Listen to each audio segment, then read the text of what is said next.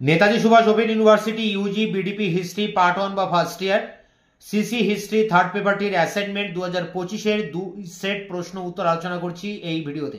তা প্রথমে সেট 1। তা সেট 1-এ দেখো যে প্রশ্নগুলো এসছে, ঋগ বৈদিক যুগে মানুষের প্রধান পেশা বা জীবিকা কি ছিল? উত্তর হবে কৃষি। অনুলোম বিবাহ কি? উচ্চ বর্ণের পুরুষের সাথে নিম্ন বর্ণের নারীর বিবাহ। পরেরটি ধনাইদিহি তাম্রলিপি কোন রাজবংশের সাথে যুক্ত? উত্তর হবে গুপ্ত বংশ। 4 দাগের প্রশ্ন দেখো, মৌর্য শাসনে সন্নিধাতা বলতে কি বোঝায়? উত্তর হবে রাজকীয় কোষাগারের প্রধান। পরেরটি 5 দাগ, বলি কি? উত্তর হবে বৈদিক যুগের কর। পরেরটি বুদ্ধিস্ট ইন্ডিয়া গ্রন্থের লেখককে রিস ডেভিস। পরেরটি কে নন্দ রাজবংশীকে উৎখাত করেছিলেন? উত্তর হবে চন্দ্রগুপ্ত মৌর্য। পরেরটি the making of early medieval India গ্রন্থের লেখককে? উত্তর হবে ব্রজদুলাল চট্টোপাধ্যায়।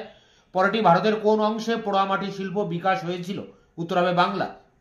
শেষ প্রশ্ন, শ্রেষ্ঠী বলতে কি বোঝায়? উত্তর হবে বণিক সংঘ। তো এই ছিল সেট 1। সেট 2, প্রথম প্রশ্ন, গৌতমীপুত্র সাতকর্ণী কোন রাজবংশের অন্তর্ভুক্ত ছিলেন? উত্তর হবে সাতবাহন বংশ। পরটি মৌর্য প্রশাসনের সন্নিধাতা বলতে কি বোঝায়? রাজকীয় কোষাগারের প্রধান।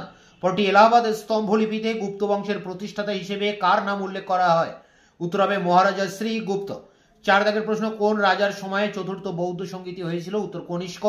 পরটি অশোকের কোন লিপি থেকে ঐতিহাসিকরা কলিঙ্গ যুদ্ধ সম্পর্কে জানতে পারেন? প্রধান শিলালিপি 13।